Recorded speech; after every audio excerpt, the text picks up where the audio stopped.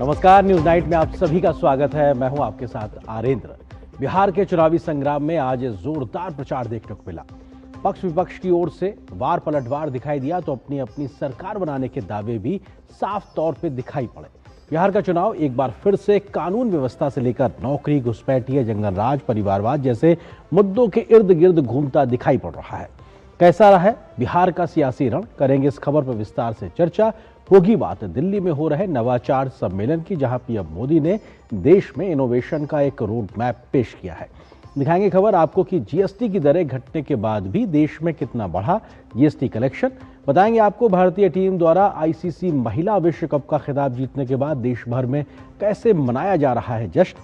इसके अलावा भी होंगी देश दुनिया की हर जरूरी और महत्वपूर्ण खबर। शुरुआत हेडलाइंस के साथ। प्रधानमंत्री नरेंद्र मोदी का राजद और कांग्रेस पर तीखा प्रहार। बिहार में चुनावी रैली में दागा सवाल, कहा राजद कांग्रेस के पोस्टर में क्यों नहीं दिख रही लालू प्रसाद की तस्वीर, पिता का नाम छपवाने में शर्म क्यों।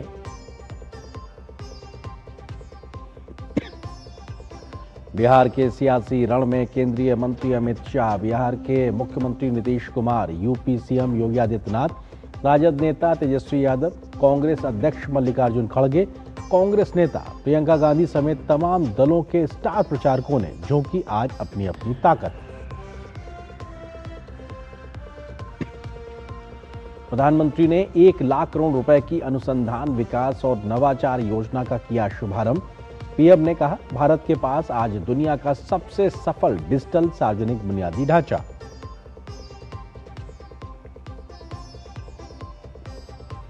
केंद्रीय इलेक्ट्रॉनिक्स और आईटी मंत्री अश्विनी वैष्णव ने कहा गुजरात में 3 सेमीकंडक्टर प्लांट्स में शुरू हुआ पायलट प्रोडक्शन, जल्द ही बढ़ेगा उत्पादन। पहली मेड इन इंडिया चिप जल्द बाजार में आने की संभावना।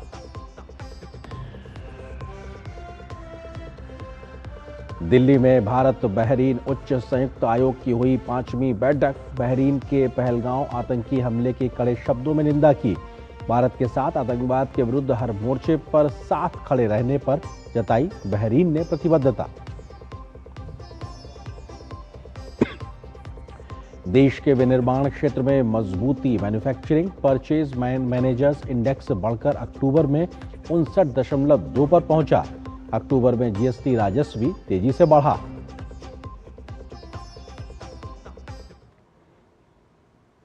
सुर्खियों के बाद में खबरों पे करते हैं विस्तार से नजर और बात बिहार की। प्रधानमंत्री नरेंद्र मोदी ने आज बिहार के सीमांचल क्षेत्र में 2 चुनावी रैलियां की।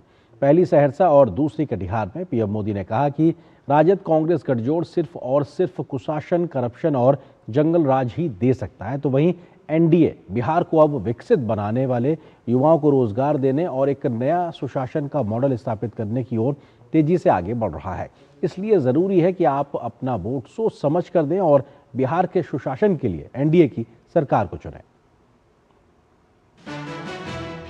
अपहरण, हत्या, डकैती वाले राज यानी जंगल राज को याद कर आज भी बिहार के लोग सिहर जाते हैं। उस राज के मुखिया थे लालू यादव, लेकिन तेजस्वी यादव अब उस पहचान से कतराते हैं। कटिहार की रैली में प्रधानमंत्री ने तेजस्वी पर कटाक्ष किया कि आखिर राजद के एक बड़े नेता की पोस्टरों से तस्वीरें क्यों गायब हो रही हैं। जो सालों साल तक यहाँ मुख्यमंत्री रहे, जो बिहार में जंगल राज लाए, उनकी तस्वीरें पोस्टरों में या तो गायब है या तो एक कोने में छोटी सी तस्वीर रखी है, दूरबीन से भी दिखती नहीं है। अरे अपने पिता का नाम बोलने में, छपवाने में शर्म क्यों आ रही है? वो कौन सा पाप है जिसको आरजेडी वालों को बिहार के नौजवानों से छुपाना पड़ रहा है? कटिहार में ही प्रधानमंत्री ने स्पष्ट किया कि देश के संसाधनों पर सिर्फ देश के नागरिकों का ही हक है। उन्होंने कहा कि राजद कांग्रेस वोट बैंक के लालच में घुसपैठियों की राजनीति करती है। ये लोग वोट पाने के लिए देश की सुरक्षा से खिलवाड़ कर रहे हैं। आप मुझे बताइए साथियों, गरीब, दलित, महादलित, पिछड़े, अति पिछड़े, उनको जो मुफ्त राशन मिल रहा है, क्या ये मुफ्त राशन आपको मिलना चाहिए कि घुसपैठियों को मिलना चाहिए? क्या घुसपैठियों को मिलना चाहिए? क्या घुसपैठियों को मिलना चाहिए? क्या आपके हक का अनाज घुसपैठियों को दे देना चाहिए? क्या आपका चूल्हा जलना चाहिए कि नहीं जलना चाहिए? आपके बच्चों को रोटी मिलनी चाहिए कि नहीं मिलनी चाहिए? आपके बुजुर्गों को खाना मिलना चाहिए कि नहीं मिलना चाहिए? घुसपैठियों को देना चाहते हैं। सहरसा की रैली में प्रधानमंत्री ने बताया कि कैसे कोसी महासेतु निर्माण को यूपीए सरकार ने लटका दिया था, जिसे साल 2014 के बाद पूरा करने का काम शुरू हुआ। लेकिन अब ऐसे ही लोग शिक्षा की बातें करते हैं और नालंदा जैसा विश्वविद्यालय बनाने के झूठे वादे करते हैं। केंद्र में 10 साल तक इन लोगों की सरकार रही, लेकिन उन्होंने कोई काम आगे नहीं बढ़ाया। ये लोग यूनिवर्सिटी के नाम पर सिर्फ 20 करोड़ रुपए देकर भूल गए। अरे 20 करोड़ रुपए तो गांव में स्कूल नहीं बन पाती है। साथियों, साल 2014 में जब आपने मुझे सेवा करने का अवसर दिया, हमारी सरकार आई, तो हमने नालंदा की गौरव स्थापना का अभियान शुरू किया। पूरे मन से, पूरे परिश्रम से हमने 10 साल में यूनिवर्सिटी को 2000 करोड़ से ज्यादा का बजट दिया। प्रधानमंत्री ने राजद कांग्रेस के गठजोड़ को कट्टा, करप्शन और कुशासन का स्रोत बताया। मतदाताओं से उन्होंने विशेष तौर पर कहा कि आपको सतर्क रहना है। राजद कांग्रेस वाले विकास नहीं जानते, वो तो सिर्फ विनाश जानते हैं। निशांत और अमृत के साथ ब्यूरो रिपोर्ट, डीडी न्यूज। तो बिहार में पहले चरण की वोटिंग के लिए प्रचार का काम कल शाम को थम जाएगा, जिससे पहले आज जोरदार प्रचार बिहार में देखने को मिला।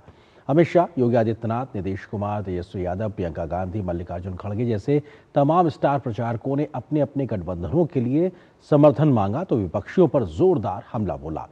पक्ष विपक्ष की ओर से रोजगार, पलायन, अपराध और सामाजिक मुद्दों पर वार पलटवार देखने को मिला तो विकसित बिहार बनाने का दावा भी दोनों ओर से जोरदार तरीके से किया गया। बिहार में किन मुद्दों के इर्द गिर्द आज हुआ जमकर प्रचार, देखिए इस रिपोर्ट में। कल मंगलवार को बिहार में पहले चरण के मतदान का प्रचार थम जाएगा। उससे पहले आज बिहार के चुनावी समर में आरोप प्रत्यारोप और ज्यादा तीखे होते नजर आए। गृह मंत्री अमित शाह ने महागठबंधन के नेताओं पर आतंकवाद और नक्सलवाद पर नरम रुख अपनाने का आरोप लगाया और कहा कि पीएम मोदी ने बीते 11 वर्षों में आतंकवाद सहित नक्सलवाद पर करारा प्रहार करके देश की एकता, अखंडता को सुरक्षित किया है। अमित शाह ने राहुल गांधी सहित राजद नेताओं पर घुसपैठियों का सहयोग करने का आरोप लगाया और कहा कि परिवारवादी पार्टियों का सपना कभी पूरा नहीं होगा। चुनावी रण में उत्तर प्रदेश के सीएम योगी आदित्यनाथ ने भी महागठबंधन पर तीखा प्रहार किया कि ना लालू जी का बेटा मुख्यमंत्री बनेगा, ना सोनिया जी का बेटा प्रधानमंत्री बनेगा, क्योंकि ना बिहार में सीएम का पद खाली है, यहां नीतीश कुमार जी बैठे हैं और दिल्ली में नरेंद्र मोदी जी बैठे हैं। आज इंडी गठबंधन के 3 और बंदर आ गए। ये 3 बंदर पप्पू, टप्पू और अप्पू के नाम पर। पप्पू सच बोल नहीं सकता, अच्छा बोल नहीं सकता, टप्पू अच्छा देख नहीं सकता और अप्पू सच सुन नहीं सकता। इन लोगों को एनडीए सरकार के द्वारा किए गए विकास दिखाई नहीं दे रहे। ये उसके बारे में बोल नहीं सकते, सुन नहीं सकते, देख नहीं सकते और इसीलिए तो दुष्प्रचार कर रहे हैं।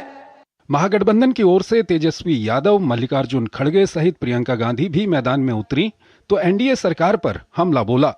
14 तारीख को रिजल्ट आने वाला है, 18 तारीख को शपथ होगा और 26 नवंबर और 26 जनवरी के बीच में चाहे कोई जात के, कोई धर्म के, कोई भी अपराधी हो, बीच में खरवास आता है। इस खरवास में सभी अपराधियों को तेजस्वी जेल भेजने का काम करेगा।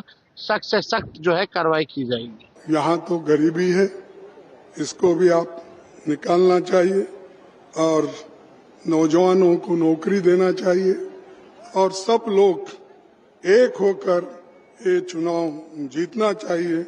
जहां एक और महागठबंधन एनडीए पर सवाल खड़े कर रहा है तो एनडीए के नेताओं ने तेजस्वी यादव द्वारा अपने शपथ ग्रहण की तारीख की घोषणा करने पर सवाल खड़े किए हैं और राहुल गांधी पर भी हमला बोला है। देखो, मुंगेरी लाल के हसीन सपने ही होकर रह जाएंगे, कोई चिंता नहीं, एनडीए की सरकार होगी। लालू जी जिस तरह टॉर्चर करके कांग्रेस से बेटे को मुख्यमंत्री घोषित कराए, ये जनता न तय करेगी। बेटा मुख्यमंत्री का ओथ का दिन घोषित कर रहा है, ये जनता तय करेगी तब ना कोई ओथ लेगा। 14 नवंबर को एक बार फिर से मौजूदा मुख्यमंत्री नीतीश कुमार जी के नेतृत्व में एनडीए सरकार बनाने जा रहे हैं। जब होश संभाले तो भ्रष्टाचार की गोद में होश संभाले। माता और पिता दोनों भ्रष्ट, दोनों के राज में भ्रष्टाचार, तो उसी भ्रष्टाचार के गोद में जब होश संभाले हैं वो क्या बिहार बनाएंगे। रविवार को राहुल गांधी ने बिहार दौरे के दौरान तालाब में डुबकी लगाई थी, जिसको लेकर भी उन पर सियासी बाण चलाए जा रहे हैं। जनशक्ति जनता दल के नेता तेज प्रताप यादव ने राहुल गांधी पर निशाना साधा। राहुल गांधी का काम है मोटरसाइकिल चलाना, फटफटी चलाना, अब पॉल्यूशन फैलाना, अब मछलियां पकड़ते रह जाएंगे जिंदगी भर, अब देश चला जाएगा अंधकार में। रोजगार का बात करेंगे, रोजगार मिल ही नहीं रहा है। पहले चरण का मतदान 6 नवंबर को है, जिसके लिए कल शाम प्रचार थम जाएगा, लेकिन उससे पहले सियासी बाण लगातार जारी हैं। Bureau report, DD news. तो बिहार की सियासी खबर पे अधिक बातचीत करने के लिए हम आगे बढ़ेंगे, हमारे साथ मेहमान भी जुड़ेंगे, लेकिन उससे पहले आपको बताते हैं कि आज का हमारा विशेष क्या है, क्योंकि इस सियासी बड़ी खबर पे हम चर्चा कर रहे हैं और वहां पे बिहार में दिग्गजों ने भरी हुंकार, चढ़ा सियासी खुमार, क्योंकि आज भी बड़ी संख्या में स्टार प्रचारकों का जमावड़ा बिहार में देखने को मिला। और इस खबर पे बात करने के लिए हमारे साथ में खास मेहमानों का पैनल है। रवि त्रिपाठी जी हैं, प्रवक्ता भारतीय जनता पार्टी के, इसके अलावा चित्तरंजन गगन जी हैं, प्रवक्ता आरजेडी के हैं, इसके साथ साथ वरिष्ठ पत्रकार रामकृपाल सिंह जी मेरे साथ स्टूडियो में मौजूद हैं। आप तीनों को बहुत बहुत स्वागत है। रवि त्रिपाठी जी, शुरुआत आपसे ही, क्योंकि चुनाव आयोग ने तो 14 तक का कार्यक्रम घोषित किया था, नतीजों तक का तेजस्वी जी ने घोषित कर दिया, 18 और 26 के आगे का भी, तो वो तो इतना आश्वस्त है कि सरकार बनाने जा रहे हैं और आप लोग कह रहे हैं कि साहब आपकी सरकार बनने वाली है। देखिए, ओवर कॉन्फिडेंस में सड़क पर गाड़ी का हादसा होता है, तो ये ओवर कॉन्फिडेंस वाला बयान है तेजस्वी जी का, और उनको पता है कि सरकार उनकी नहीं बनने जा रही है। देखिए, क्लियर कट है, जमीन पे आइए, मैं जमीन पे हूँ, चूंकि चंपारण में हूँ और बिहार में हूँ और घूम भी रहा हूँ लोगों के बीच में, तो महिलाओं में जिस तरह से क्रेज है इस सरकार को लेकर, प्रधानमंत्री मोदी को लेकर, नीतीश कुमार को लेकर, वो मतलब कंपेरेबल नहीं है। मतलब कहीं से जंगल राज वाले जो लोग हैं, जो आरजेडी के लोग हैं, उस पर कहीं चर्चा का विषय नहीं है। युवाओं में अब नौकरी की बात की जा रही है, 50 लाख नौकरी दी गई है और 1 करोड़ नौकरी की बात की जा रही है। हर जिले में इंडस्ट्री खोलने की बात की जा रही है। तो तमाम सारी चीजें हुई है और तमाम सारी चीजें करने की हमारी बात है, और इस वजह से हमें लगता है कि 150 से नीचे हम लोग नहीं रहने वाले जी। रवि जी, लेकिन आप जो जंगल राज का जिक्र कर रहे हैं वो आपको घेर रहे हैं कि साहब देखिए मोकामा में कैसी घटना हो गई, लगातार उसको इश्यू बनाए हुए हैं। रवि जी, मेरा सवाल आपसे ही है। क्या हाँ, आप जंगल राज का जिक्र कर रहे हैं, लेकिन वो कह रहे हैं कि साहब आपके समय में भी अपराधों का बोलबाला है, मोकामा की घटना का जिक्र कर रहे हैं वो, लेकिन कार्रवाई होती है। देखिए, हमारे समय में उनके समय में फर्क है कि यहाँ जितने भी केसेस जो इस तरह के मामले हुए हैं उस पर कार्रवाई की जाती है। सरकार 100 घंटे के अंदर में, 48 घंटे के अंदर में लोगों को पकड़ती है, उनके खिलाफ कार्रवाई होती है। यहाँ तो कार्रवाई ही नहीं होती थी। आप याद कीजिए, आपके सीनियर पत्रकार भी बैठे हुए बताएंगे कि चंपा विश्वास केस, इसी बिहार का केस है जी, कई सालों तक उस पर कोई कार्रवाई नहीं हुई, FIR तक दर्ज नहीं होता था। शिल्पी गौतम केस इसी बिहार का केस है, बहुत फेमस केस है, बड़े बड़े केस है, यहाँ तो मुकदमा तक दर्ज नहीं होता था। शादी ब्याह में शोरूम से गाड़ियां उठा ली जाती थी, कोई पूछने वाला नहीं होता था। 6 बजे शाम के बाद लोग घर से बाहर नहीं निकल पाते थे, इसीलिए जंगल राज की संज्ञा दी गई। और जंगल राज की संज्ञा कोई बीजेपी ने नहीं दिया, कांग्रेस पार्टी किसी और पार्टी ने नहीं दिया, इसकी संज्ञा कोर्ट ने दिया। इनको ये संज्ञा दी कि यहाँ जंगल राज जैसी स्थिति है, अपहरण इतना होता था बिहार में, अपहरण का केस इतना होता था कि अपहरण फिल्म जैसी बनी, यहाँ पे अपहरण जैसी फिल्म बन गई बिहार के अपहरण की वजह से। और अपहरण का रैकेट कहां से चलता था ये भी सब नहीं, लेकिन सर आरजेडी कहती है उसके बाद 20 साल आपका शासन रहा, आपने तो काफी आगे ले गए हूं, आपका रिपोर्ट कार्ड भी मांगते। मैं आता हूं आपके पास में। चितरंजन गगन जी हमारे साथ मौजूद। चितरंजन जी, आज सीधे तौर पर प्रधानमंत्री ने इस बात पर निशाना साधा कि तेजस्वी यादव अपनी तस्वीर बड़ी रखते हैं, अपने पिताजी की तस्वीर को उतना नहीं छापते। आखिर किस बात को वो छुपाना चाहते हैं कि तस्वीर नहीं दिखाते हैं? चितरंजन जी देखिए, पहले अभी जो भाजपा के प्रवक्ता अभी जो बोल रहे थे, पहले दो सवाल उठाए, उसका हम जवाब दे दें। जंगल राज में तो कोई राज्य सरकार के बारे में नहीं किसी ने कहा था, वो हाई कोर्ट जो है पटना नगर निगम के बारे में उसका कमेंट था, जल जमाव के बारे में, और नगर निगम पर महापौर और उप महापौर से लेकर स्टैंडिंग काउंसिल सारे जो है सो भाजपा के नियंत्रण में था, इसलिए इस बात को जानकारी को दुरुस्त कर लें। दूसरा, जब जो उन्होंने चंपा विश्वास का मामला उठाया है तो उसको भी जानकारी दुरुस्त कर लें। चंपा विश्वास का मामला जिस दिन सामने में आया, 6 घंटा के अंदर में जो आरोपी थे उनकी गिरफ्तारी हो गई, और जब एनडीए की सरकार बनी तो एनडीए की सरकार में बजाबता से उसे बाइज्जत बरी कर दिया गया और कहा गया, पुलिस ने कहा, एनडीए की सरकार की पुलिस ने कहा कोर्ट में कि कोई एविडेंस नहीं है और यह जो मामला है यह जो लव अफेयर्स का मामला है, इसमें जो आरोप लगाए गए हो सारे सबूत तो आपने मिटा दिए अपने सरकार। रवि जी एक उनका तथ्य सुन लेते, फिर मैं आता हूं आपके पास में। जी चितरंजन जी। हाँ, तो उनका पहले मैं यह जानकारी दुरुस्त कर दूं। ठीक है, ठीक है। आज जो आरोप लगा कि क्यों पिताजी की तस्वीर नहीं छापते हैं, जी सवाल है उसका मैं जवाब दे रहा हूँ। जी, प्रधानमंत्री जी 2014 में उनका भाषण उनको याद नहीं है, 2020 में जो भाषण दिए वह उनको याद नहीं है, तो अब बोले क्या?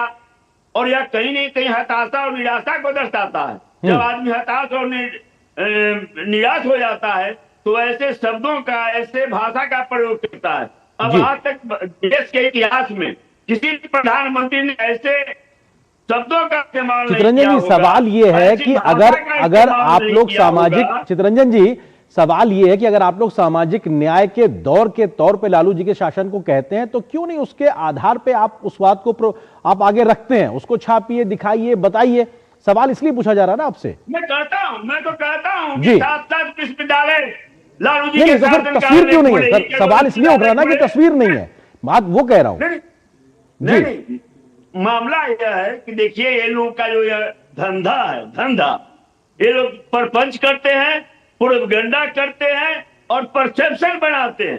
ठीक है, परसेप्शन सर बनाते। ठीक है, वरिष्ठ पत्रकार रामकृपाल जी मेरे साथ स्टूडियो में मौजूद। रामकृपाल जी, सवाल ये है कि आज भी बिहार के चुनाव में जंगल राज का लगातार जिक्र होता है और हर चुनावी रैली में। ठीक है चितरंजन जी, आपका पॉइंट आ गया। रामकृपाल जी, सवाल ये कि जंगल राज को लेकर आज भी बात होती है और वो सिरे से खारिज कर रहे हैं कि साहब भले ही अगर कोई अपराध हुआ तो उसको उन्होंने समय रहते उसको एड्रेस किया। ये बात आरजेडी के प्रवक्ता कह रहे हैं। आपको लगता है कि जिसको लेकर देश भर में किस प्रकार की स्थितियां रही हैं लंबे समय तक और आज भी वो मुद्दा कहीं ना कहीं महागठबंधन के गले की फांस बना हुआ है? निश्चित रूप से आनंद जी, देखिए, एक किसी भी लोकतांत्रिक समाज में 2 चीजें कसौटी होती है, एक नैतिक और एक होती है कानूनी। जब तक कानून अपना फैसला नहीं सुनाता है तब तक आप पक्ष या विपक्ष में बोल सकते हैं। यानी किसी पर अगर आरोप लगा हुआ है तो आप उसको, कोई डिफेंड कर सकता है, कोई उस पर आरोप लगा सकता है, वो सारी बातें होती हैं। लेकिन जो सवाल अभी आपने पूछा कि तेजस्वी जी लालू जी की फोटो क्यों नहीं बड़ा छापते, अपनी बड़ी बना रहे हैं, पूरे देश को पता है कि लालू जी नैतिक रूप से और कानूनी रूप से अपराधी साबित हो चुके हैं। और जो व्यक्ति लोकतांत्रिक व्यवस्था में सजा याफ्ता है उसको आप कम से कम, सुन लीजिए, कम से कम आप उसको आधार बना करके उसका बड़ा फोटो या कुछ भी करके उसको लीड करके आप, मुझे लगता है कि कोई सहानुभूति, कोई विक्टिम कार्ड आप नहीं खेल सकते हैं। एक बात तो उनको पता है कम से कम इस मुद्दे पर लालू जी के। और दूसरी तरफ मैं क्यों ले कह रहा हूं, अब तो सिर्फ 11 दिन है। सब लोग दावा कर सकते हैं कि हम ही आ रहे हैं, कोई कह दे कि 18 तारीख को शपथ लेंगे, फलाना होगा, ठीक है, अच्छी बात है, हो सकता है ऐसा हो जाए, मैं ये नहीं कहता। लेकिन आज की सूरत, आज जिस तरह से ओवैसी को, जिस तरह से उनको एक्सट्रीमिस्ट, यानी जिस तरह से उनका जो शब्द एक्सट्रीमिस्ट कहा गया है जी, ये बहुत ही मुझे लगता है कि ये कोई मैच्योर मामला नहीं था। कारण ये है कि वही ओवैसी जी ऑपरेशन सिंदूर के बाद जिस तरह से जाकर के उन्होंने दुनिया में भारत को डिफेंड किया और जिस तरह से आतंकवादियों की निंदा की और सारी चीजें की, वो एक अलग मुद्दा है राजनीतिक, वो अपनी पार्टी के लिए कर रहे हैं कोई भी जी। लेकिन हड़बड़ाहट में जो चीजें निकल रही हैं, जिसका बारे में आरजेडी के लोग कह रहे हैं, हो सकता हो, लेकिन ये मत भूलिए कि व्यक्तिगत रूप से हमले जिस तरह से किए गए हैं, अभी कुछ दिन पहले ही एक बड़े नेता ने इंडिया अलायंस के कहा, कम से कम हमारे यहां किसी को टुकार के नहीं बोलते हैं, मोदी नाचेगा वोट के लिए। ये भाषा मैं नहीं समझता कि कॉन्फिडेंस की भाषा थी। ये कहीं ना कहीं बिहार में एक तरफ नीतीश कुमार हैं, बगल में मोदी जी हैं जी। दूसरी तरफ तेजस्वी हैं और बगल में लालू जी हैं। कांग्रेस कहीं दिख नहीं रही है। कांग्रेस को लग रहा है कि बिहार से ज्यादा बेहतर चांस किसी राज्य में उसे नहीं था और बिहार में भी उसे बैकग्राउंड में जाना पड़ा। तो कल को बंगाल और उत्तर प्रदेश में क्या कर लेंगे जब बिहार में आप स्थिति है। तो मेरा ये कहना है कि अब देखिए स्थितियां जो साफ आज की तारीख में है, ठीक है, फाइट हो रही है, लेकिन अतीत अगर किसी तरह का कोई गवाह बनेगा तो निश्चित तौर पर वो नीतीश कुमार और लालू दोनों ही इमरजेंसी से निकले हुए थे जी। दोनों जेल में थे।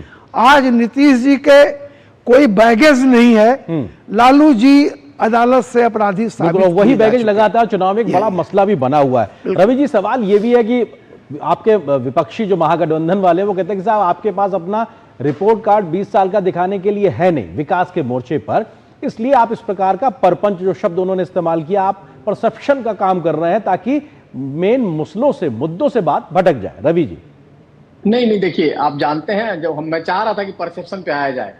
परसेप्शन बनता है, उसको कोई बनाता नहीं जबरदस्ती। प्रोपेगेंडा आप कर सकते हैं, प्रोपेगेंडा जो आरजेडी के लोग करते हैं, चाहे बाकी लोग करते हैं, लेकिन परसेप्शन आपके काम से बनता है। और परसेप्शन ये बना हुआ है कि आरजेडी की सरकार के दौरान जंगल राज बिहार में हुआ और उस परसेप्शन से निकल नहीं पाएंगे। वो परछाई है, जहां जहां जाएंगे उसका पीछा करेंगे। इसी वजह से तेजस्वी जी अपने पिताजी की फोटो नहीं लगा पा रहे। तो परसेप्शन बड़ा काम करता है और ये परसेप्शन है बिहार में कि जंगल राज इन्हीं के सरकार के दौरान हुआ। उसी दौरान अपराध होता था, अपहरण होता था, अपहरण भी मुख्यमंत्री कार्यालय से उसको हैंडल किया जाता था और उसको कोई नहीं रोकता था। चारा घोटाला हुआ, अलकतरा घोटाला हुआ, तमाम घोटाले हुए, जमीन नौकरी के बदले में जमीन ली गई। तो ये परसेप्शन एक दिन में नहीं बना है, एक एक करके तमाम केसेज ने परसेप्शन बनाया है और उस परसेप्शन से बाहर नहीं निकल पाएंगे। जहां तक आपने 20 साल की बात की, तो 20 साल के दौरान बीच में सरकारें एक दो बार इनके साथ भी गए। 2015 में नीतीश कुमार इनके साथ गए, फिर थोड़े दिन के लिए नीतीश कुमार इनके साथ गए, तो गैप हुआ। अदरवाइज रामकृपाल जी भी कहेंगे कि 2005 से 10, देखिए 2005 में इनकी सरकार जाती है, राष्ट्रपति शासन लागू होता है, फिर दोबारा चुनाव होता है अक्टूबर नवंबर में, फिर 5 साल नीतीश कुमार की सरकार आती है और वो एनडीए की पक्की 5 साल वाली सरकार होती है। और किसी से आप पूछ लीजिए, किसी बिहारी से, कि उस 5 साल में बिहार में कितना डेवलपमेंट हुआ, कितने क्रिमिनल्स को अंदर किया गया। तो कहीं ना कहीं 5 साल लगातार सरकार चलने का फायदा हमें हुआ और बीच में कहीं ना कहीं रवि जी वो 26 तारीख बता रहे हैं, 26 नवंबर बता रहे हैं, 26 नवंबर से रवि जी, रफ्तार पकड़ रवि जी, तेजस्वी जी 26 नवंबर की तारीख दे रहे हैं। 26 नवंबर से 26 जनवरी के बीच में सारे अपराधी जेल में होंगे, वो वायदा कर रहे हैं। कोई भरोसा करेगा?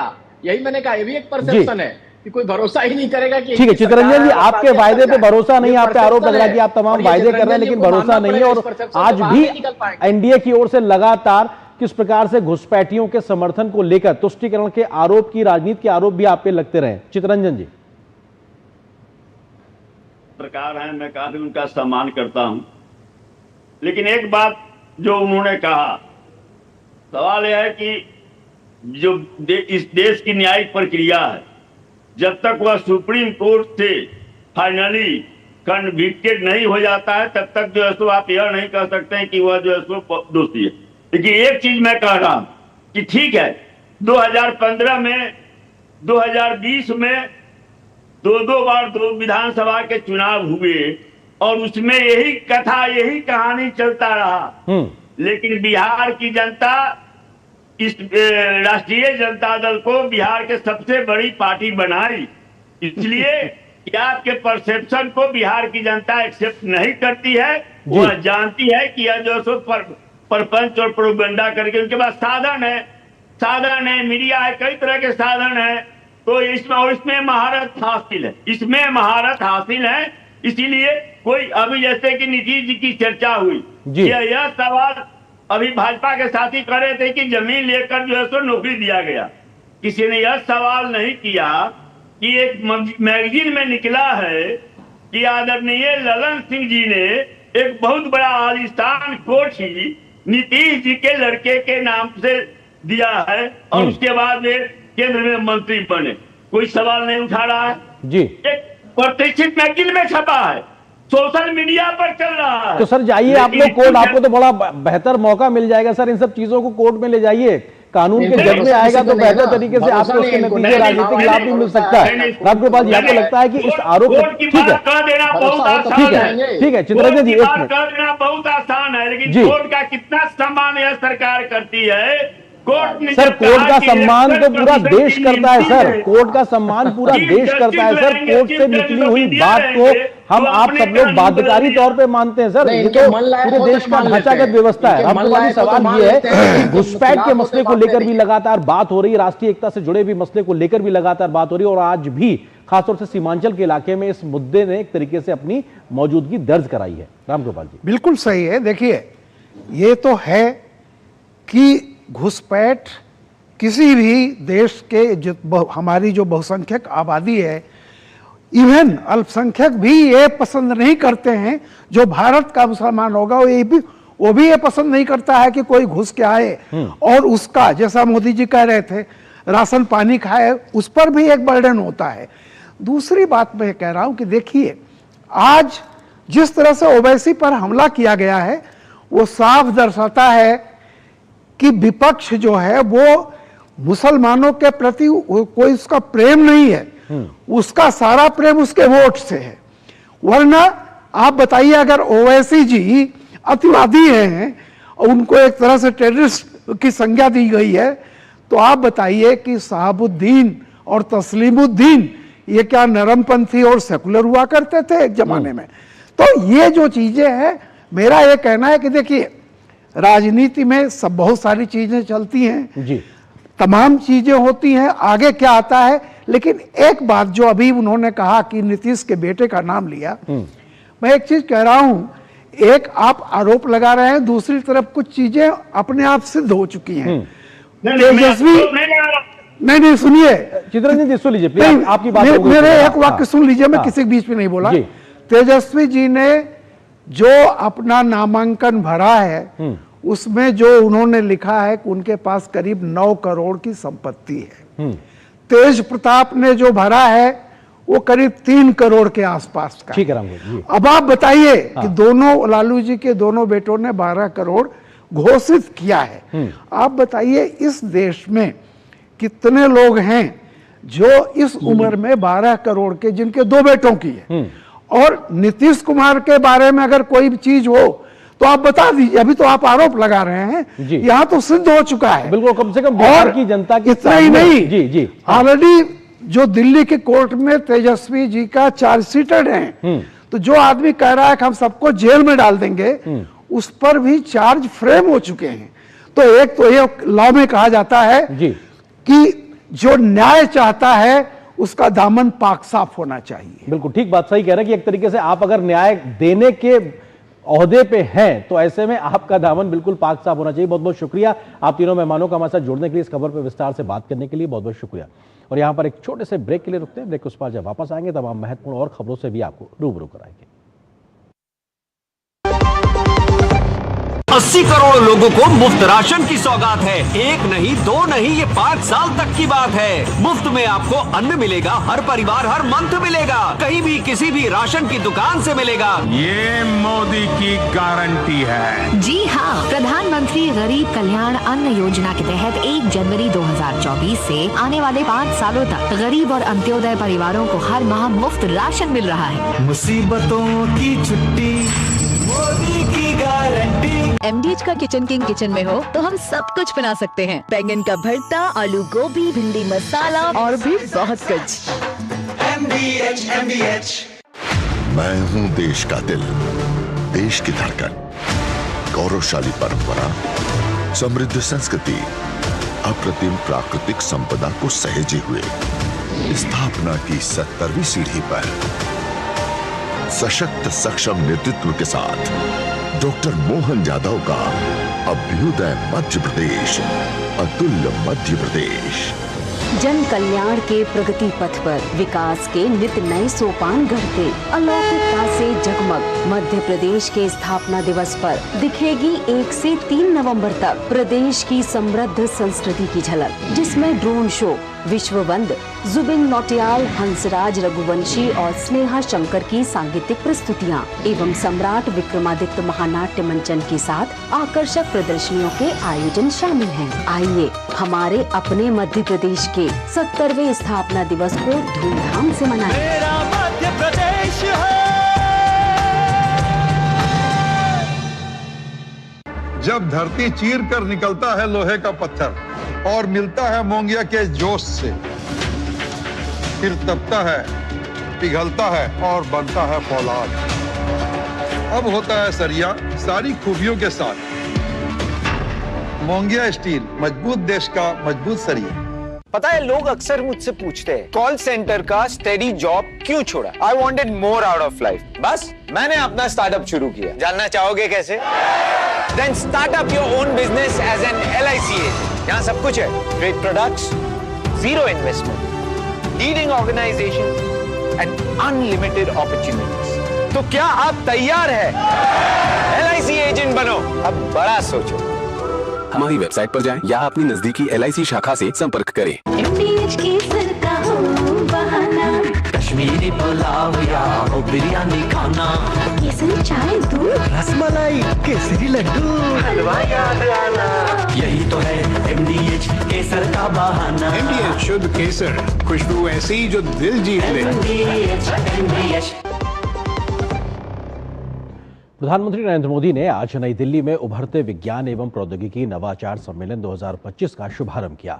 इस सम्मेलन में शिक्षा जगत, अनुसंधान संस्थानों, उद्योग और सरकार के 3000 से ज्यादा प्रतिभागियों के साथ साथ नोबेल पुरस्कार विजेता, प्रख्यात वैज्ञानिक और नव प्रवर्तक और नीति निर्माता शामिल हो रहे हैं और इनोवेशन को एक तरीके से मंथन करके नई दिशा देने का काम करेंगे। प्रधानमंत्री नरेंद्र मोदी ने आज नई दिल्ली में उभरते विज्ञान एवं प्रौद्योगिकी नवाचार सम्मेलन 2025 का शुभारंभ किया। सम्मेलन भारत मंडपम में हो रहा है और 5 नवंबर तक चलेगा। पीएम ने इस अवसर पर 1 लाख करोड़ रुपए के अनुसंधान विकास एवं नवाचार योजना कोष का भी शुभारंभ किया। इस योजना का उद्देश्य देश में निजी क्षेत्र द्वारा संचालित अनुसंधान एवं विकास इकोसिस्टम को बढ़ावा देना है। पहली बार हाई रिस्क और हाई इम्पैक्ट प्रोजेक्ट के लिए कैपिटल भी उपलब्ध कराई जा रही है। साथियों, भारत में इनोवेशंस का आधुनिक इकोसिस्टम बने, इसके लिए हम ईज ऑफ डूइंग रिसर्च पर भी फोकस कर रहे हैं।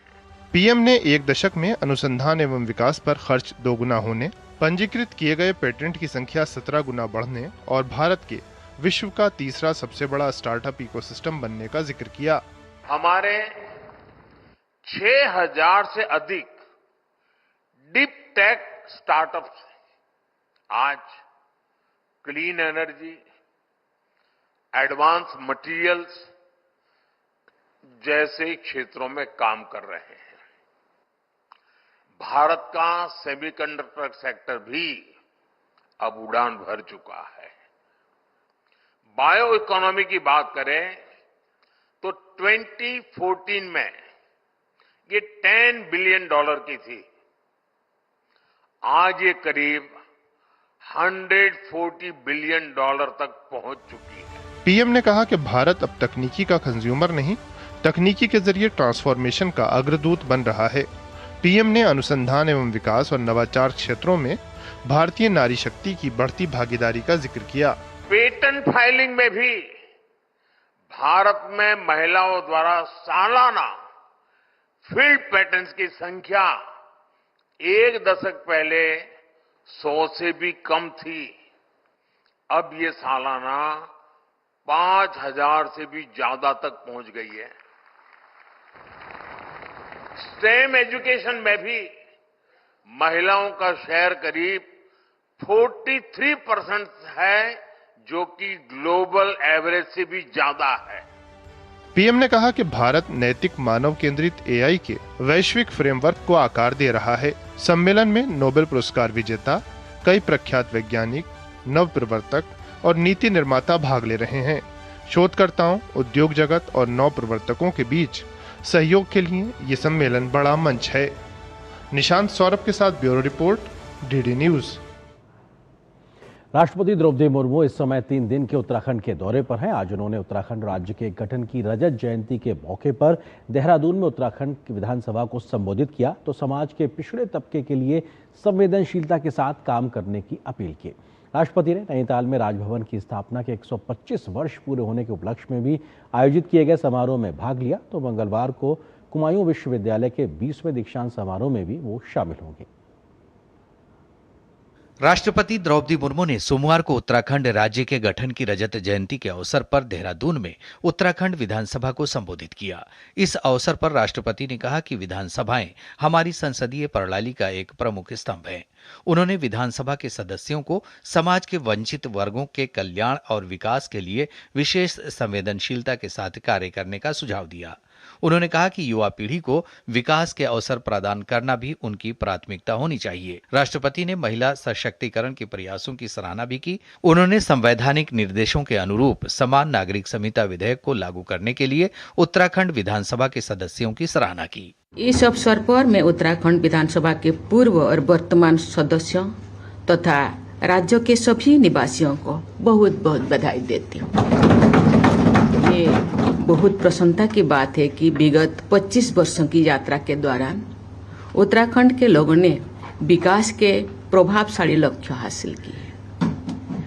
पर्यावरण, ऊर्जा, पर्यटन, स्वास्थ्य सेवा और शिक्षा के क्षेत्र में राज्य ने सराहनीय प्रगति की। डिजिटल और फिजिकल कनेक्टिविटी तथा इंफ्रास्ट्रक्चर डेवलपमेंट के क्षेत्रों में भी विकास हुआ है। राष्ट्रपति ने कहा कि उत्तराखंड अद्वितीय प्राकृतिक संपदा और सौंदर्य से भरपूर है। राज्य को प्रकृति के इन उपहारों को संरक्षित करते हुए विकास के पथ पर आगे बढ़ना चाहिए। उन्होंने विश्वास व्यक्त करते हुए कहा कि राष्ट्र प्रथम की भावना के साथ उत्तराखंड विधानसभा के सदस्य राज्य और देश को तीव्र विकास के पथ पर आगे ले जाते रहेंगे। राष्ट्रपति द्रौपदी मुर्मू ने सोमवार की शाम नैनीताल में राजभवन की स्थापना के 125 वर्ष पूरे होने के उपलक्ष्य में आयोजित समारोह में मुख्य अतिथि के रूप में भाग लिया। उत्तराखंड राज्य ने अपनी स्थापना के बाद से निरंतर प्रगति और समृद्धि की उल्लेखनीय यात्रा तय की है। शिक्षा, पर्यटन, ऊर्जा और बुनियादी ढांचे के क्षेत्र में राज्य ने उल्लेखनीय उपलब्धियां हासिल की हैं। मुझे विश्वास है कि उत्तराखंड अपनी प्रगति यात्रा में निरंतर आगे बढ़ता रहेगा। राष्ट्रपति 2 से 4 नवंबर तक उत्तराखंड के दौरे पर हैं। अपने दौरे के अंतिम दिन मंगलवार को राष्ट्रपति कैंची धाम स्थित नीम करोली बाबा आश्रम के दर्शन करेंगी। इसके बाद नैनीताल में कुमाऊं विश्वविद्यालय के 20वें दीक्षांत समारोह में भी शामिल होंगी। ब्यूरो इनपुट के साथ अवधेश नौटियाल और उर्मिलेश भट्ट की रिपोर्ट, डीडी न्यूज।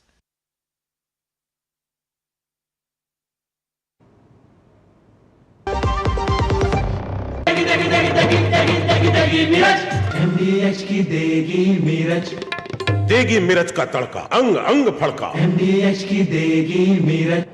भारत सरकार ने सभी देशवासियों के हित में टर्म लाइफ इंश्योरेंस से जीएसटी पूरी तरह से हटाकर जीरो कर दिया है। इससे टर्म लाइफ इंश्योरेंस काफी सस्ता हो गया है। पॉलिसी बाजार पर अब 1 करोड़ का टर्म लाइफ इंश्योरेंस सिर्फ 400 रुपए महीने से शुरू। वाह, गाय तुम्हारी माता है ना? तो पशुहार के नाम पर जहर क्यों खिलाता है? अनसंड हटा, दिल से खिला, सिर्फ कपिला, देश का नंबर 1 पशु आहार। मेरी पसंद, मेरी पसंद, मेरी पसंद, मेरी पसंद,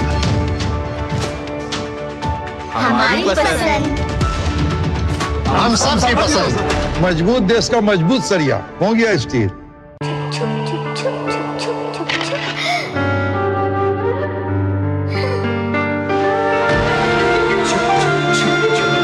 आ जाओ। Yes papa. जिंदगी किसी के लिए नहीं रुकती, हम भी आपको कहां रुकने देंगे। जिंदगी के हर मोड़ पर LIC है तो इंश्योर्ड है। LIC, हर पल आपके साथ। अब आया असली स्वाद। अब आया स्वाद। जब स्वाद के पड़े हो लाले तो MDH का चंकी चाट मसाला डालें। MDH का चंकी चाट मसाला। MDH।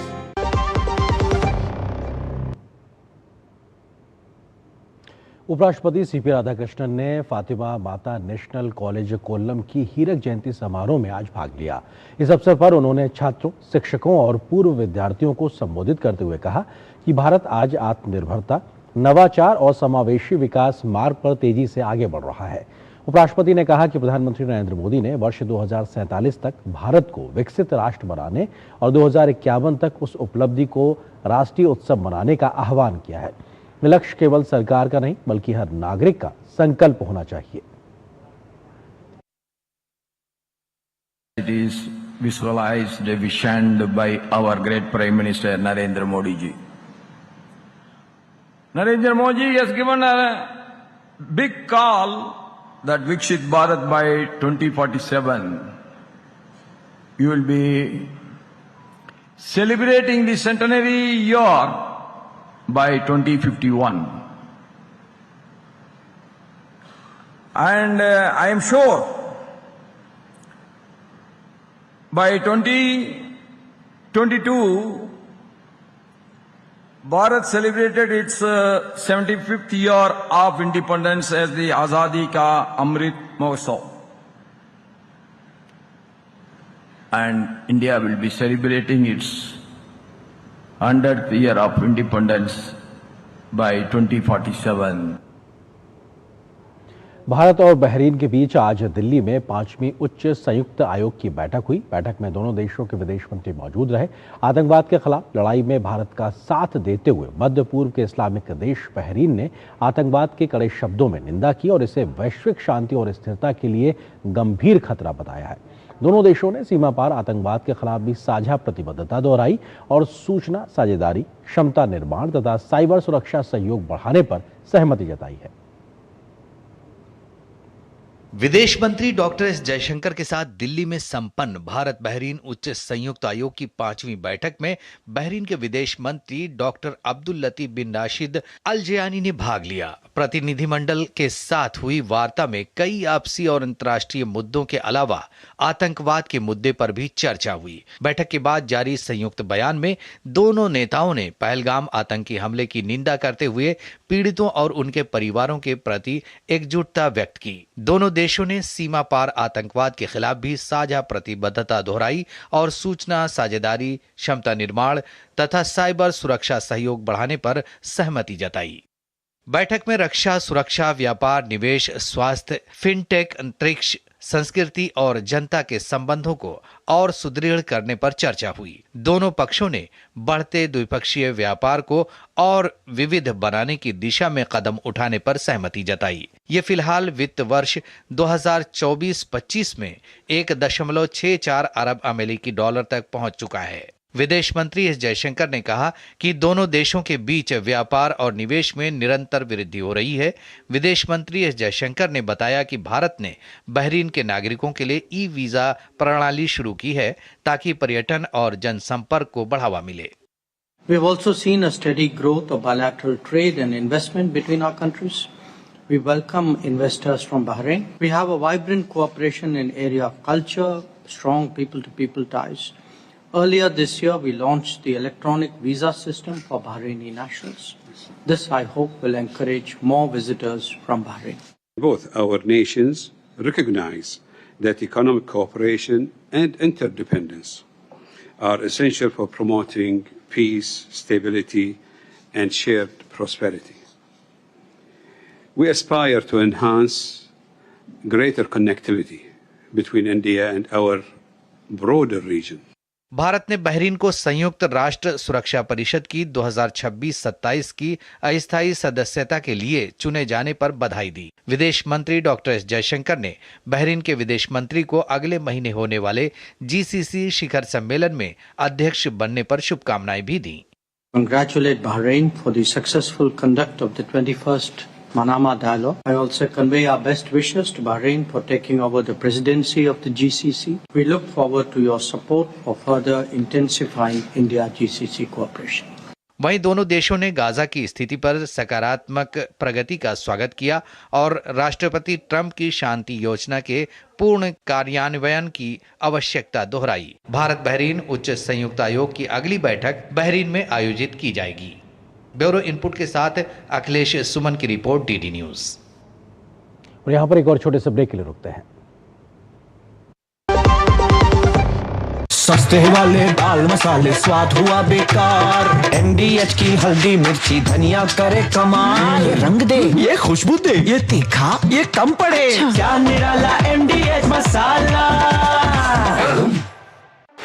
मैं हूं देश का दिल, देश की धड़कन, गौरवशाली परंपरा, समृद्ध संस्कृति, अप्रतिम प्राकृतिक संपदा को सहेजे हुए स्थापना की 70वीं सीढ़ी पर सशक्त सक्षम नेतृत्व के साथ डॉक्टर मोहन यादव का अभ्युदय मध्य प्रदेश, अतुल्य मध्य प्रदेश। जन कल्याण के प्रगति पथ पर विकास के नित नए सोपान गढ़ते अलौकिकता से जगमग मध्य प्रदेश के स्थापना दिवस पर दिखेगी 1 से 3 नवंबर तक प्रदेश की समृद्ध संस्कृति की झलक, जिसमें ड्रोन शो, विश्ववंद, जुबिन नौटियाल, हंसराज रघुवंशी और स्नेहा शंकर की सांगीतिक प्रस्तुतियां एवं सम्राट विक्रमादित्य महानाट्य मंचन के साथ आकर्षक प्रदर्शनियों के आयोजन शामिल हैं। आइए हमारे अपने मध्य प्रदेश के 70वें स्थापना दिवस को धूमधाम से मनाएं। मेरा मध्य प्रदेश है। पता है, लोग अक्सर मुझसे पूछते हैं कॉल सेंटर का स्टेडी जॉब क्यों छोड़ा। I wanted more out of life. बस मैंने अपना स्टार्टअप शुरू किया। जानना चाहोगे कैसे? Then start up your own business as an LIC agent. यहाँ सब कुछ है, great products, zero investment, leading organisation and unlimited opportunities. तो क्या आप तैयार है? LIC एजेंट बनो, अब बड़ा सोचो। हमारी वेबसाइट पर जाएं या अपनी नजदीकी LIC शाखा से संपर्क करें। मेरी पसंद, मेरी पसंद, मेरी पसंद, मेरी पसंद, हमारी पसंद, हम सबकी पसंद। मजबूत देश का मजबूत सरिया हो गया स्टील। इच्छाओं की कोई उम्र नहीं होती, आज हो या कल आंखों में हरदम चमकती, कल भी रहे आज के ठाट, ना हो टेंशन रिटायरमेंट के बाद, हाँ करनी है तैयारी NPS जरूरी है। हिंग देना, वो वाली MDH की सुपर हीट। जिन्होंने यूज किया है वो जानते हैं असली हींग का स्वाद। MDH सुपर हींग, शुद्धता का असली तड़का। असली मसाले सच सच MDH। ब्रेक के बाद कुछ और महत्वपूर्ण खबरें। केंद्रीय मंत्री अश्विनी वैष्णव गुजरात के दौरे पर हैं, जहां उन्होंने विभिन्न सेमीकंडक्टर प्रोजेक्ट्स की प्रगति की समीक्षा की। बैठक में गुजरात के मुख्यमंत्री भूपेंद्र पटेल, उप मुख्यमंत्री हर्ष संघवी और उच्च अधिकारी मौजूद रहे। बैठक में बुलेट ट्रेन परियोजना और सेमीकंडक्टर विनिर्माण संयंत्र समेत कई मुद्दों पर चर्चा हुई। गुजरात में सेमीकंडक्टर मैन्युफैक्चरिंग को लेकर कई अहम परियोजनाएं तेजी से आगे बढ़ रही हैं। अश्विनी वैष्णव ने बताया कि गुजरात में 3 सेमीकंडक्टर के प्लांट से प्रोडक्शन आगामी 2 से 3 महीने में अच्छे लेवल पर शुरू हो जाएगा। उन्होंने कहा कि धोलेरा आने वाले समय में हाईटेक मैन्युफैक्चरिंग का हब बनने वाला है। गुजरात में जो 4 सेमीकंडक्टर के प्लांट्स हैं, उन प्लांट्स का आज डिटेल में रिव्यू हुआ और बहुत अच्छी प्रोग्रेस है। 3 प्लांट से प्रोडक्शन आगामी 2-3 महीने के अंदर अंदर एक अच्छे लेवल पे पहुंच जाएगा। ऑलरेडी पायलट प्रोडक्शन केन्स और सीजी के प्लांट में स्टार्ट हो गया है। माइक्रॉन के मिनी प्लांट में ऑलरेडी प्रोडक्शन स्टार्ट हो गया है, पायलट प्रोडक्शन। इसको रैंप अप किया जा रहा है और धोलेरा में जो फैब बन रही है उसका भी बहुत अच्छी प्रोग्रेस है। आने वाले समय में धोलेरा हाईटेक मैन्युफैक्चरिंग का बड़ा हब बनेगा। इसकी कंप्लीट प्लानिंग की आज विस्तृत चर्चा हुई। भारत की मैन्युफैक्चरिंग गतिविधियों में अक्टूबर में जोरदार उछाल दर्ज किया गया है, जिसमें HSBC manufacturing purchasing managers index यानी PMI बढ़कर 59.2 हो गया है, जो कि सितंबर में 57.7 पर था। S&P ग्लोबल की ओर से डेटा जारी किया गया है। मैन्युफैक्चरिंग PMI में बढ़त की वजह मजबूत घरेलू मांग, GST सुधार, उत्पादकता में वृद्धि और उच्च तकनीकी निवेश है। बीते महीने मजबूत मांग ने आउटपुट को बढ़ावा दिया है। इससे नौकरियों के अवसर पैदा हुए और कंपनियों को नए ऑर्डर मिलने शुरू हुए। HSBC ने कहा है कि इन इनपुट की कीमतों में अक्टूबर में नरमी देखी गई है। हालांकि औसत बिक्री मूल्य में वृद्धि हुई है। इसकी वजह मैन्युफैक्चरर्स की ओर से अतिरिक्त लागत को ग्राहकों को पास करना था। ग्रोथ सितंबर के मुकाबले अधिक तेज भी थी और फैक्ट्री आउटपुट भी तेजी से आगे बढ़ा है। एक्सपेंशन रेट अगस्त के लेवल के बराबर था, जो पिछले 5 सालों में सबसे मजबूत लेवल में से एक था। बात GST की। केंद्र सरकार के द्वारा GST दरों में किए गए सुधारों का सकारात्मक असर दिखने लगा है। इस साल अक्टूबर में GST राजस्व तेजी से बढ़ा है। पिछले साल अक्टूबर महीने की तुलना में 4.6% की बढ़ोतरी हुई है।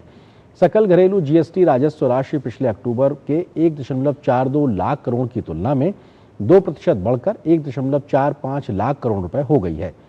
अगर अक्टूबर 24 से लेकर अक्टूबर 2025 तक GST की सालाना बढ़ोतरी को देखें तो सकल वसूली 9.65 लाख करोड़ से 7.8% बढ़कर 10.40 लाख करोड़ रुपए हो गई है। अक्टूबर 2025 में GST राजस्व की हुई वसूली भारतीय अर्थव्यवस्था की ठोस प्रगति, त्योहारी सीजन में उपभोग के ऊंचे स्तर और कर प्रशासन की प्रभावी कार्यप्रणाली को दर्शाती है। आयात आधारित GST वसूली में दर्ज बढ़ोतरी देश की व्यापारिक सक्रियता, तो वहीं घरेलू स्तर पर GST वसूली में दर्ज बढ़ोतरी निरंतर आर्थिक प्रगति का बड़ा परिणाम है। और यहां पर एक छोटे से ब्रेक के लिए रुकते हैं।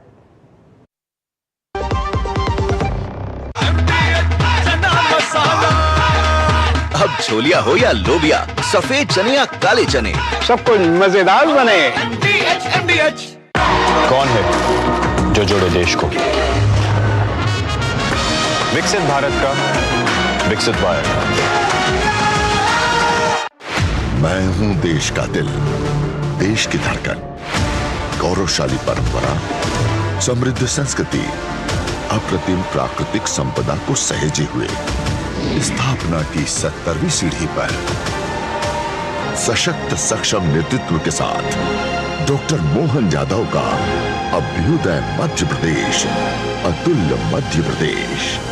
जन कल्याण के प्रगति पथ पर विकास के नित नए सोपान गढ़ते अलौकिकता से जगमग मध्य प्रदेश के स्थापना दिवस पर दिखेगी 1 से 3 नवंबर तक प्रदेश की समृद्ध संस्कृति की झलक, जिसमें ड्रोन शो, विश्ववंद, जुबिन नौटियाल, हंसराज रघुवंशी और स्नेहा शंकर की सांगीतिक प्रस्तुतियां एवं सम्राट विक्रमादित्य महानाट्य मंचन के साथ आकर्षक प्रदर्शनियों के आयोजन शामिल हैं। आइए हमारे अपने मध्य प्रदेश के 70वें स्थापना दिवस को धूमधाम से मनाएं। मेरा मध्य प्रदेश है।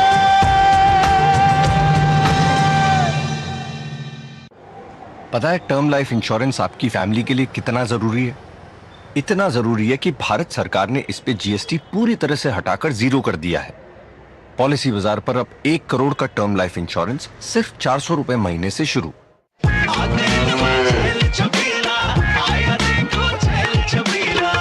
एक कपिला।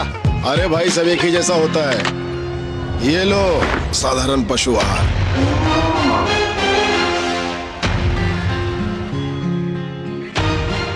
इस देश की हर माँ, बच्चे, बूढ़े, जवान, खिलाड़ी, डॉक्टर, इंजीनियर, सबको गाय भैंस की दूध की शक्ति पर भरोसा है। पर जब इन पशुओं को कपिला पशु आहार मिलेगा, तभी तो दूध सिर्फ ज्यादा ही नहीं, शक्ति से भरपूर भी होगा। और ये सच जानते हुए चंद पैसों के लिए तुम देश का भरोसा तोड़ दो। कपिला पशु आहार, देश का नंबर 1 पशु आहार। LIC युवा प्रोफेशनल्स के लिए लाए हैं नव जीवन श्री। करें नियमित प्रीमियम का भुगतान, जीवन बीमा का आनंद लें, प्राप्त करें प्रीमियम के प्रतिशत पर गारंटीकृत एडिशंस। अपने वित्तीय लक्ष्यों के अनुरूप मैच्योरिटी पर गारंटीकृत धनराशि पाएं। मौजूदा पॉलिसी धारकों के लिए आकर्षक अतिरिक्त लाभ। आज ही खरीदें। लाल रंग इसका अपार, तीखा कम है फिर भी स्वाद। बेमिसाल बेमिसाल MDH Kashmiri. MDH Kashmiri. MDH। और न्यूज नाइट के अंत में आपको छोड़ जाते कुछ और राष्ट्रीय महत्व की खबरों के साथ फटाफट अंदाज में आप देखिए इन खबरों को। मुझे मेरी पूरी टीम को दीजिए अनुमति। नमस्कार। पश्चिम बंगाल में SIR के मुद्दे को लेकर बीजेपी के प्रतिनिधि मंडल ने सोमवार को दिल्ली में चुनाव आयोग से मुलाकात की। मुलाकात के बाद बीजेपी नेता अमित मालवीय ने पश्चिम बंगाल में मतदाता सूची में गड़बड़ियों का आरोप लगाया। बेंगलुरु के टनल रोड परियोजना को लेकर कर्नाटक के परिवहन मंत्री रामलिंग रेड्डी के आपत्तिजनक बयान पर भाजपा विधायक विजेंद्र ने सरकार को घेरा। उन्होंने कहा कि पहले सिद्धारमैया सरकार बेंगलुरु की गड्ढों की समस्या का हल निकाले। हर काम की डेडलाइन निकल रही है, लेकिन काम कुछ नहीं हो रहा। राजस्थान के जयपुर में सीकर रोड पर एक बड़ा सड़क हादसा हुआ है। भीषण हादसे के बारे में जानकारी देते हुए DCP बजरंग सिंह शेखावत ने कहा कि हादसे में 14 लोगों की मौत हुई है और घायलों का इलाज जारी है। प्रधानमंत्री नरेंद्र मोदी ने जयपुर हादसे पर गहरा दुख जताया है। राष्ट्रपति द्रौपदी मुर्मू ने भी घटना पर दुख जताया। तेलंगाना के रंगारेड्डी जिले के चेवेल्ला के पास आज सुबह लगभग 6 बजे हुए सड़क हादसे में 19 लोगों की मौत हो गई। यह हादसा मिर्जागुड़ा में हैदराबाद बीजापुर राजमार्ग पर एक बस और डंपर के बीच जोरदार टक्कर से हुआ। प्रधानमंत्री नरेंद्र मोदी ने तेलंगाना के रंगारेड्डी जिले में हुई दुर्घटना पर दुख जताया। उत्तराखंड के मुख्यमंत्री पुष्कर सिंह धामी ने राज्य स्थापना दिवस समारोह की तैयारियों की समीक्षा की। 9 नवंबर को उत्तराखंड राज्य स्थापना के 25 वर्ष पूरे होने जा रहे हैं, लिहाजा तैयारियां जोरों पर चल रही हैं। पूर्वोत्तर की 6 प्रतिष्ठित हस्तियों को भारत रत्न डॉक्टर भूपेन हजारिका राष्ट्रीय पुरस्कार 2025 प्रदान किया गया। ये पुरस्कार पुणे स्थित संगठन सरहद द्वारा गुवाहाटी के NEDFI हाउस में आयोजित एक विशेष समारोह में प्रदान किया गया। कार्यक्रम में केंद्रीय मंत्री ज्योतिरादित्य सिंधिया उपस्थित थे। केंद्रीय मंत्री डॉक्टर जितेंद्र सिंह ने अपने एक्स हैंडल पर मैकडोनाल्ड्स का बाजरा बन बर्गर खाते हुए वीडियो साझा किया और लिखा, विदेशी भी हुआ स्वदेशी। ये बर्गर CSIR CFTRI मैसूर द्वारा विकसित स्वदेशी तकनीक से तैयार किया गया है।